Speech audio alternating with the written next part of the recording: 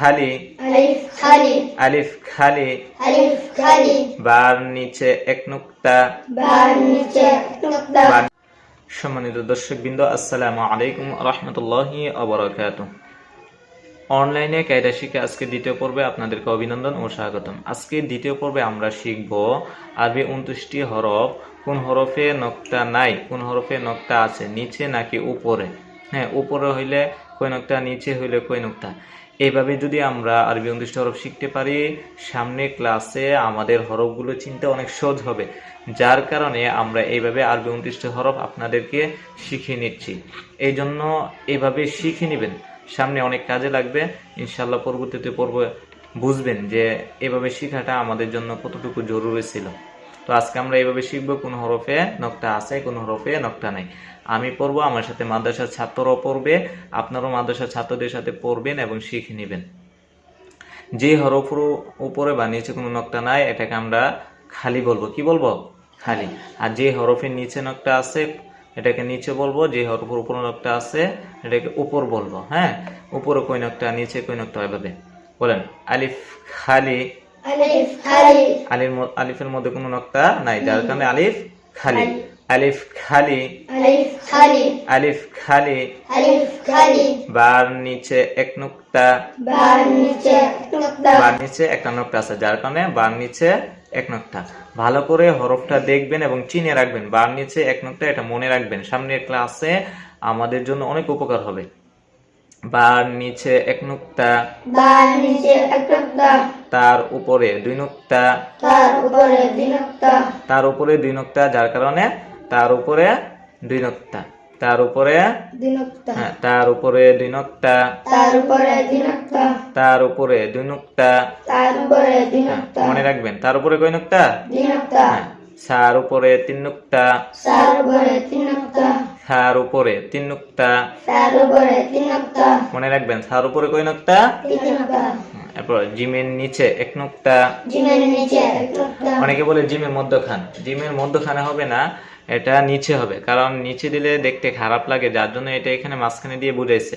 যখন আমরা সামনে আরেকটা ক্লাসে জিম দেখবো তখন বুঝবেন যে জিম নিচে। জিমের নিচে এক নুক্তা, জিমের নিচে কয় নুক্তা? এটা মনে রাখবেন। হ্যাঁ, জিমের নিচে এক নুক্তা। তারপরে হা খালি, হা খালি, হার মধ্যে কোনো নক্তা নাই, যার কারণে হা খালি। হা খালি, হা খালি, খর উপর এক নুক্তা, খর উপরে এক নুক্তা, খর উপর এক নুক্তা, খর উপর এক নুক্তা। দাল খালি, দাল কি?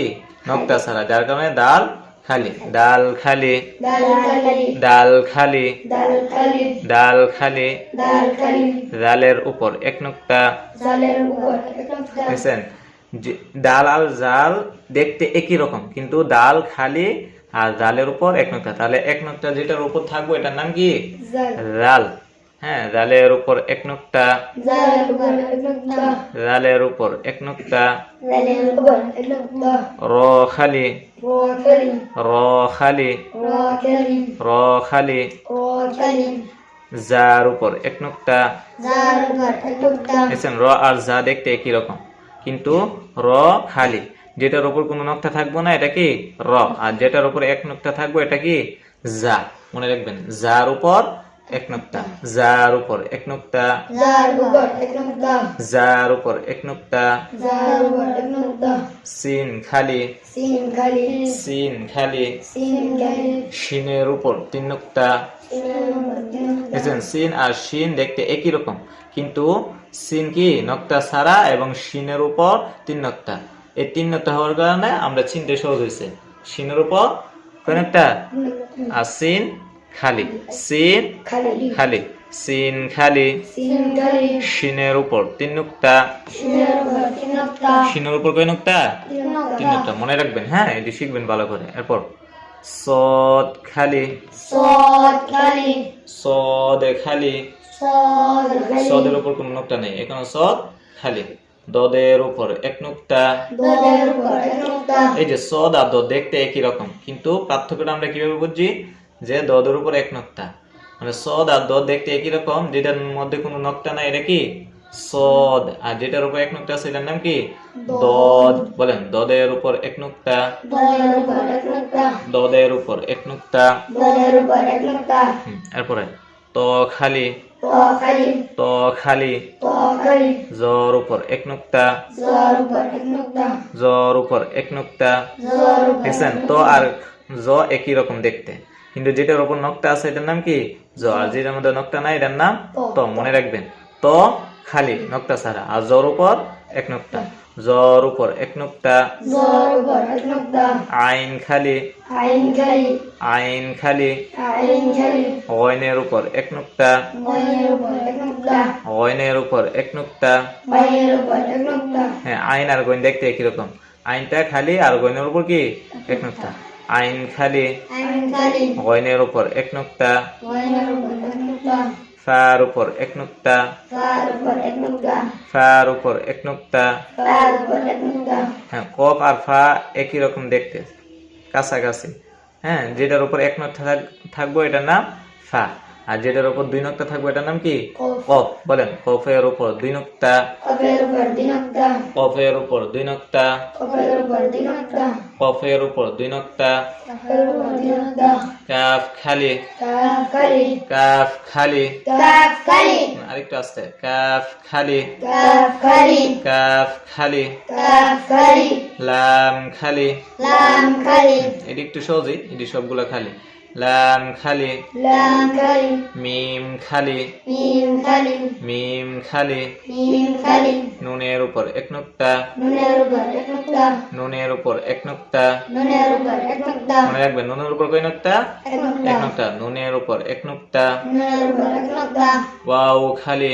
ওয়াও খালি। ওয়াও খালি। ওয়াও খালি। হা খালি। হা খালি। হা খালি। হা খালি। হামজা খালি।